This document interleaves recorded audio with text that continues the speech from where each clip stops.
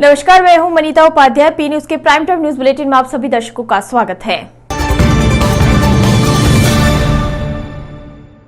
सीकर जिला संयुक्त व्यापार महासंघ ने आज अतिरिक्त जिला कलेक्टर अनिल महिला को ज्ञापन सौंपकर मांग की है कि 13 जनवरी की शाम को सीकर शहर के घंटाघर इलाके के पास सीकर कोतवाली पुलिस की ओर से व्यापारियों पर गलत कार्रवाई की गई है। इसके अलावा व्यापारियों पर मुकदमे भी गलत दर्ज किए गए हैं। राजकार्य में बाधा डालना एवं महामारी एक्ट के तहत मुकदमा दर्ज किया, जो गलत है। व्यापारी 8 बजे अपनी दुकान बंद कर घर जा रहे थे। इसी दौरान पुलिस ने कार्रवाई की। इसकी सीकर जिला संयुक्त व्यापार महासंघ निंदा करता है और मांग करता है कि पूरे मामले की निष्पक्ष जांच हो और व्यापारियों पर किए गए दर्ज प्रकरण वापस लिए जाए। जल्द ही अगर इस पूरे मामले में कार्रवाई नहीं हुई तो व्यापारी बड़ा आंदोलन करेंगे, जिसकी जिम्मेदारी जिला प्रशासन की होगी। तारीख को रात को 9 बजे के लगभग मेरे पास व्यापारियों का फोन आया कि साहब पुलिस वाले यहाँ लाठीचार्ज करके गए हैं, तो आप इसमें कुछ करो, हमारे व्यापारियों की लगी भी है। तो मैंने वहाँ से घर से एसडीएम मैडम को फ़ोन किया। मैंने कहा मैडम पुलिस ने वहाँ लाठीचार्ज किया है, लोगों की लगी है। तो मैडम ने कहा मैं जानकारी करती हूँ, मेरे को जानकारी है नहीं। फिर मैं घर से मौके पे आ गया। मौके पे आके मैंने डिप्टी साहब को फ़ोन किया। मैंने कहा साहब इस तरीके से पुलिस वालों ने लोगों को मारा है, काफ़ी लोगों को लगी है, तो आप इसको, तो बोले यार लेट किया होगा। मैंने कहा साहब हो सकता है लेट हुआ हो, लेकिन लगी है, तो मतलब मैं आ रहा हूँ। तो डिप्टी साहब और कोतवाल साहब हम मौके पे आए, उनको घटना बताई। हमने ये कहा साहब हमारे पास सीसीटीवी फुटेज है कि पुलिस ने ज्यादती की है। सारी घटना बताने के बाद में कोतवाल साहब और डिप्टी साहब चले गए। हमने भी इसको ज़्यादा गंभीरता से नहीं लिया। कल दोपहर बाद हमें पता चला कि 6 लोगों के खिलाफ इन्होंने विभिन्न धाराओं में, जिसमें महामारी एक्ट है, राजकीय कार्य में बाधा है, पुलिस को धमकाना है, इस तरह की धाराओं में मुकदमे दर्ज कर लिए। तो उसके लिए हमने आज जिला कलेक्टर और एसपी साहब को ज्ञापन देके घटना की जानकारी और सीसीटीवी फुटेज ये उपलब्ध कराएं। और हम ये चाहते हैं कि घटना की विस्तृत जांच हो और जो पुलिस कर्मचारी या पुलिस अधिकारी इसमें गलत है उनके खिलाफ भी कार्रवाई हो। व्यापारी ने आज तक 2.5 साल 3 साल के कोरोना काल में आगे बढ़कर, व्यापारिक संगठनों ने आगे बढ़ के और कोरोना गाइडलाइन की पालना के लिए प्रशासनिक सहयोग, जिसमें खाने पीने के पैकेट है, मास्क है, इन सब कामों में आगे बढ़ के व्यापारी सहयोग किया है। और इस तरीके से हठधर्मिता और ज्यादती करके व्यापारियों को साथ ये क्या करना चाह रही है तो ये जाने। हमने निवेदन ये किया है कि साहब आप इसकी जांच करवाओ, जो पुलिस अधिकारी दोषी है उनके खिलाफ भी कार्रवाई करो, और निर्दोष लोगों को जो फंसाया है। एक व्यापारी के साथ 3 मिनट पहले तो चालान कट रहा है, उसके बाद में एक सिविल ड्रेस में आके उसको 2.5 फुट ऊपर से नीचे डाल रहा है। अगर वो व्यापारी नीचे गिर जाता तो मैं आपको दावे के साथ कह सकता हूँ कि वो मर जाता। 60 साल पुराना ये अपने मूल जी है, अनुराधा पान भंडार। हम आपको भी सीसीटीवी फुटेज उपलब्ध करवाएंगे, आप घटना को देखिए। अगर वो गलत है तो उनके खिलाफ भी कार्रवाई करवा। अब बताओ, ये 60 साल के आदमी है, इनको एक ऊपर से 2.5 फुट 3 फुट ऊपर से पटक के नीचे डाल रहा है। ये तो समझ गए। अच्छा, मामले में कौन मौजूद थे? वहाँ कोतवाल साहब, थानाधिकारी भी मौजूद थे, उस अधिकारी जी थे। हाँ, कोतवाल साहब, कन्हैयालाल जी खुद रिकॉर्डिंग कर रहे थे, वहाँ साथ थे। अरे मैंने तो सिर्फ उनको ये घटना बताई है। मैंने कहा साहब ये कोई कायदा थोड़ी है, तो उसमें भी आप किसके आदेश से मारपीट की व्यापारियों से? अरे साहब कहाँ वो मतलब भारत पाकिस्तान की बातें करने लगे। हमारा कोई गलती नहीं है, हमारा काम है क्या पुलिस को धमकाना। हम तो व्यापारियों और पुलिस प्रशासन। जिला प्रशासन एवं व्यापार महासंघ के बीच आम जिला सभागार में एक बैठक आयोजित की गई। बैठक में जिला प्रशासन ने व्यापारियों से कहा कि वे आज रात्रि को लगने वाले कर्फ्यू की पालना करें तथा आम जन को संदेश दे कि बेवजह वे अपने घरों से बाहर नहीं निकले और कोरोना गाइडलाइन एडवाइजरी की पालना करें। अतिरिक्त जिला कलेक्टर अनिल महिला ने बताया कि आमजन से अपील की गई है कि वे कर्फ्यू की पालना करें, बेवजह घरों से बाहर नहीं निकले। साथ में ही कर्फ्यू में दूध, सब्जी, दवा विक्रेताओं को मुक्त रखा गया है, बाकी कड़ाई से पालना कराई जाएगी। जिला प्रशासन अनुशासन का मकसद है कि राज्य सरकार की मंशा को पूरा किया जाए और कोरोना पर जल्द से जल्द काबू पाया जाए। आमजन से भी अपील की गई है कि वे एडवाइजरी की पालना करें, जिससे कि राज्य में जल्द से जल्द कोरोना पर काबू पाया जा सके। आज बेसिकली उपखंड महोदय द्वारा क्षेत्र के जो नगर परिषद क्षेत्र के जितने भी व्यापार संगठन हैं, चाहे वो किराना के हैं, चाहे मेडिकल के हैं, चाहे अपना लोहे के व्यापार करने वाले हों, सभी को बुला के और कल जो आज रात 11 बजे से जन अनुशासन कर्फ्यू जो लगना है, तो उसका नाम ही जन अनुशासन कर्फ्यू है। तो उसके लिए मानसिक तौर पे सभी लोगों को तैयार किया गया कि सरकार की मंशा अनुसार जो अपनी जिम्मेवारियां हैं समाज के प्रति, उनका निर्वहन करते हुए अपन कल पूर्णतः जन अनुशासन कर्फ्यू का पालन करें। उसके लिए सभी लोगों ने सैद्धांतिक सहमति दी है और सभी लोग सहमत हैं। काफ़ी विस्तृत चर्चा उस पर उपखंड अधिकारी द्वारा की गई है। ज्ञापन अपना छोटा मोटा जो भी वो चीज़ कहना चाहते हैं वो ज्ञापन के माध्यम से दी गई है। उच्च अधिकारियों तक इसको बाकायदा पहुंचाया जाएगा और इनको भी कह दिया गया है कि आप भी अपनी बात जब भी रखना चाहें, जब अधिकारियों के सामने रख सकते हैं। सरकार के जो भी अधिकारीगण हैं वो पूरी ट्रांसपेरेंसी के साथ में काम करते हैं और इस मामले में पूरी ट्रांसपेरेंसी के साथ में काम करते हैं। सीकर जिले में शुद्ध के लिए युद्ध अभियान के तहत खाद्य विभाग के द्वारा आज पिपराली क्षेत्र में मिठाइयों की दुकान व रसगुल्ला भंडार का निरीक्षण किया गया और 4 नमूने लिए गए। मावा पेड़े के 2, कलाकंद का 1 और मावा का 1 सैंपल लिया गया। जोधपुर मिष्ठान भंडार से मावा पेड़े के 2 सैंपल लिए गए। श्री जैन स्वीट से कलाकंद का 1 और आयुष मावा भंडार से मावा के 2 सैंपल लिए गए। श्री कृष्णा रसगुल्ला भंडार से मावा के पेड़े के सैंपल के निरीक्षण के दौरान कृष्णा रसगुल्ला भंडार में पाया गया कि उनके पास 35 किलो खराब मावा और 5 किलो कलाकंद खराब और बदबूदार मिला, जिसको मौके पर ही नष्ट करवाया गया। कार्रवाई खाद्य सुरक्षा अधिकारी रतन गोदारा और मदन बाजिया दोनों ने संयुक्त रूप से की। चूरू जिले में आज रात 11 बजे से सोमवार सुबह 5 बजे तक जन अनुशासन कर्फ्यू लागू रहेगा। जिला कलेक्टर सावरमल वर्मा ने उपखंड अधिकारियों सहित ब्लॉक स्तरीय अधिकारियों की वीसी के जरिए बैठक की। जन अनुशासन कर्फ्यू की समुचित पालना कराने के उन्होंने निर्देश दिए।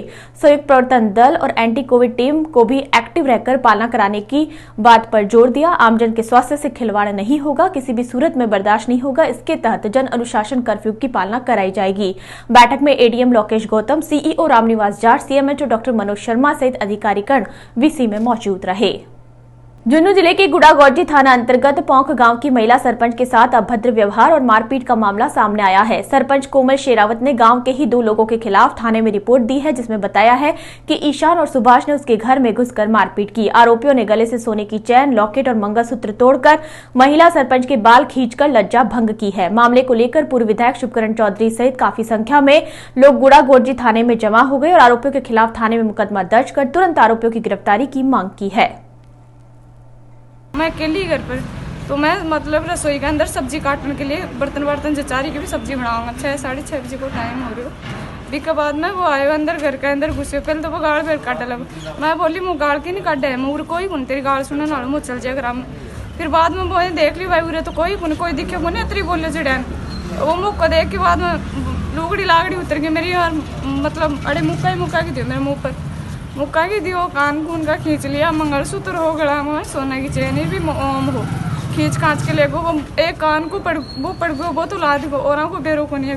और बाद में वो तो वह निकल के फरार हो गयो। अब घर अंदर बढ़ गई या ना फोन करी कि वो मेरे साथ नहीं हो गो। ये पूछे जड़न तो बिन मायने जल्दी ना निकाले ही कुनी। 2800 पुलिस जाए है 2 घंटा लेट। जो बाद में जाए तो भाभी जो करवा रहे अपराधी भी के साथ जाए गई भी के बाद में वो निकले अभी मैदान ले रहा है। अब माने पता को नहीं। अब यहाँ मान लो कि अभी भी मैं गिरना छोटा है, मेरे तो छोटे बच्चों भी है। मैंने विश्वास करी पीछे हूँ भी कर सकी भी। झुंझुनू जिले के बिसाऊ कस्बे में कोरोना ने एक बार फिर से दस्तक दे दी है। दऊ व निराधनु में एक कोरोना पॉजिटिव केस पाए गए हैं, जिसमें एक 6 साल की बच्ची भी शामिल है। केस आने के बाद भी लोगों में कोरोना का कोई डर नहीं दिख रहा है। लोग बिना मास्क लगाए घर से बाहर निकल रहे हैं। बाजारों में भी कोविड प्रोटोकॉल का पालन नहीं किया जा रहा है, जबकि पुलिस व अन्य प्रशासन को देखकर तुरंत मास्क लगा लिया जाता है। कोरोना की पहली व दूसरी लहर में सैकड़ों लोगों की मौत होने के बाद लोगों में दहशत थी व धीरे धीरे कम हो गई। जिले में कोरोना के बढ़ते मरीजों की संख्या को देखते हुए जहां प्रशासन व स्वास्थ्य विभाग अलर्ट मोड पर है, जबकि लोग अब लापरवाह बने हैं। बसों में लोग सोशल डिस्टेंसिंग की पालना भी नहीं कर रहे हैं। दुकानों में भी खरीदारों की भारी भीड़ जुड़ रही है। अधिकांश लोग बिना मास्क लगाए घर से बाहर निकल रहे हैं। दुकानों पर न तो हैंड सैनिटाइजर रखा जा रहा है और न ही हाथ धुलाने की कोई व्यवस्था भी दिख रही है। दुकानों पर आने वाले ग्राहक न तो मास्क लगाए रहते हैं और न ही सोशल डिस्टेंसिंग का पालन करते हैं। लोगों की लापरवाही के चलते कोरोना संक्रमण की स्थिति भयावह हो सकती है।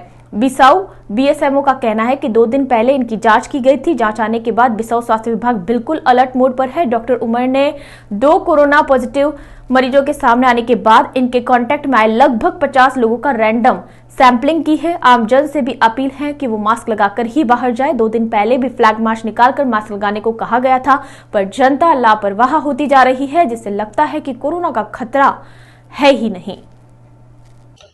बिसाऊ में जो 2 पॉजिटिव आए हैं आज 6 नंबर और 8 नंबर वार्ड में, तो प्रशासन अलर्ट मोड पे है। हमारी स्वास्थ्य विभाग की टीम अलर्ट मोड पे है। हमने दोनों घरों के सभी के सैंपल ले लिए हैं और जो उनके आस पड़ोस उन सबके सर्वे करवा रहे हैं।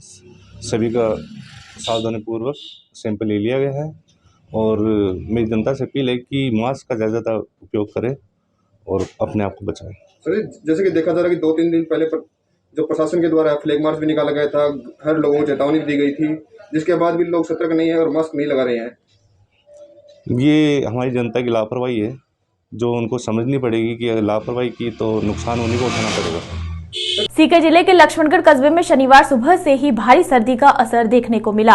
आज सुबह कस्बे में घना कोहरा छाया रहा। सुबह 11 बजे तक सूरज नहीं दिखाई दिया तो कड़ाके की सर्दी से लोगों की दिनचर्या पर भी असर देखने को मिला।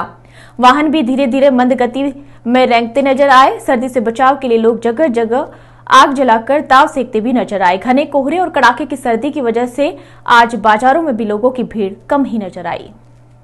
लक्ष्मणगढ़ उपखंड क्षेत्र के बलारा थाना इलाके में शनिवार सुबह माधोपुरा गांव की रोड पर शमशान घाट के बाहर आवारा पशुओं के पानी की खेल में एक युवक के शव होने की सूचना पर बलारा थाना पुलिस मौके पर पहुंची। मौके पर एक युवक का शव पानी की खेल में मिला, जिसकी पहचान बलारा गांव निवासी 25 वर्षीय रविकांत पुत्र हरिराम मेघवाल के रूप में हुई। सूचना मिलने के बाद फतेहपुर पुलिस उप अधीक्षक राजेश कुमार और लक्ष्मणगढ़ थाना अधिकारी अशोक चौधरी भी मय जाब्ते के मौके पर पहुंचे। पुलिस ने शव को लक्ष्मणगढ़ के सरकारी अस्पताल की मोर्चरी में रखवाया, जहां परिजनों के आने के बाद मेडिकल बोर्ड से शव का पोस्टमार्टम करवाकर शव परिजनों को सुपुर्द किया गया। उक्त मामले में मृतक के भाई संदीप कुमार ने पुलिस को रिपोर्ट दी और बलारा पुलिस मामले की जांच में जुट गई है। क्या मामला है? आज सुबह 7:30 बजे सरपंच श्री हेमराज जी बलारा ने फोन किया कि एक खेड़ में एक आदमी गिरा हुआ है, तो मैं ज़ाब्ता मौके पर पहुंचा। जहां जाकर देखा गया तो मृतक की शिनाख्त रविकांत पुत्र राम जाति मेघवाल उम्र 25 साल निवासी बलाना के रूप में हुई। उसके परिजनों को मौके पर बुलाया गया। लाश को पोस्टमार्टम के लिए मोर्चरी लक्ष्मणगढ़ में रखवा कर पोस्टमार्टम करवा लाश अंतिम संस्कार हेतु परिजनों को सुपुर्द कर दी गई है। मौत कैसी हुई इसकी? प्रथम दृष्टया पानी में गिरने से हुई है और रिपोर्ट पोस्टमार्टम रिपोर्ट आने के बाद में ज्ञात होगा। कहाँ हुई? टंकी कहाँ बनी हुई, क्या है? ये बलाना से निकलते हुए माधोपुरा रोड है, जहाँ शमशान भूमि है, रामदेव जी का मंदिर है, उसके पास में बनी हुई छोटी एक खेल है पशुओं को पानी पीने के लिए।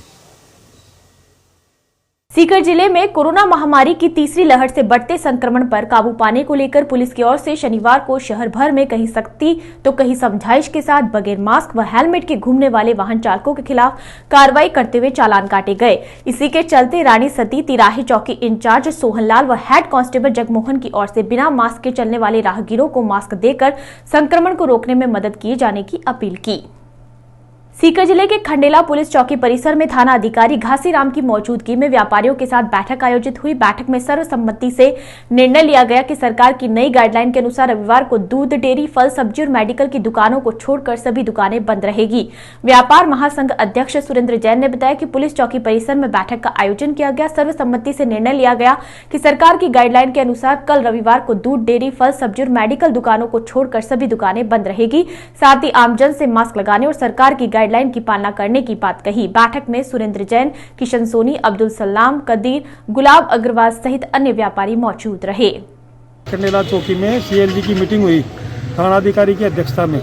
उसमें यह निर्णय लिया गया है कि उनके समझाइश के हिसाब से जो सरकार ने नई कोरोना गाइडलाइन जारी की है उसकी पालना व्यापारी प्राणपण से करेंगे, उसमें किसी प्रकार की कोताही नहीं बरतेंगे।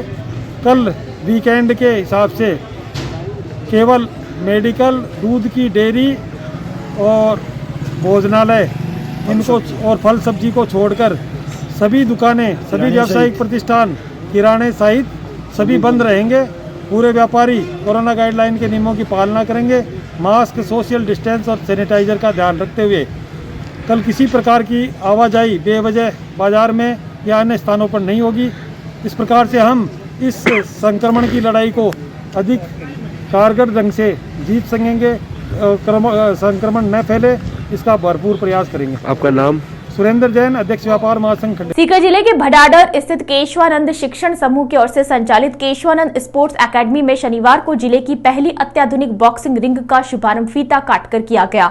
उद्घाटन समारोह राजस्थान बॉक्सिंग संघ के उपाध्यक्ष एवं सीकर जिला बॉक्सिंग संघ के सचिव महेंद्र लूणीवाल, सीकर जिला ओलंपिक संघ के सचिव केशवानंद शिक्षण समूह के निदेशक रामनिवास ढाका के मुख्य आतिथ्य में हुआ। खिलाड़ियों को संबोधित करते हुए मंचस्थ अतिथियों ने कहा कि अंचल में खेल प्रतिभाओं की कोई कमी नहीं है, जरूरत है तो बस इतनी कि इन्हें तलाश कर तराशा जाए। शेखावाटी की माटी व यहाँ के युवाओं की कद काठी खेलों के अनुरूप काफी सही है। केशवानंद शिक्षण समूह के निदेशक रामनिवास ढाका ने बताया कि स्पोर्ट्स एकेडमी में 20 से अधिक खेलों के प्रशिक्षण की सुविधाएं मुहैया करवाई जा रही है। साथ ही राज्य व राष्ट्रीय स्तर पर पदक विजेता व प्रतिनिधित्व करने वाले खिलाड़ियों को प्रोत्साहन देते हुए छात्रवृत्ति प्रदान की जा रही है। उन्होंने कहा कि जिले के किसी भी खेल की प्रतिभा को आर्थिक कमजोरी के चलते दबने नहीं दिया जाएगा। इस मौके पर खेल प्रभारी राहुल ढाका, स्विमिंग प्रशिक्षक विजय प्रकाश भगत, बॉक्सिंग प्रशिक्षक नीरज वाला आदि मौजूद रहे। पी न्यूज के प्राइम टाइम न्यूज बुलेटिन में फिलहाल इतना ही। अब लगातार बने रहिए पी न्यूज के साथ and don't forget to like, share and subscribe our channel and also press the bell icon of notification so that you will get each and every update of our channel.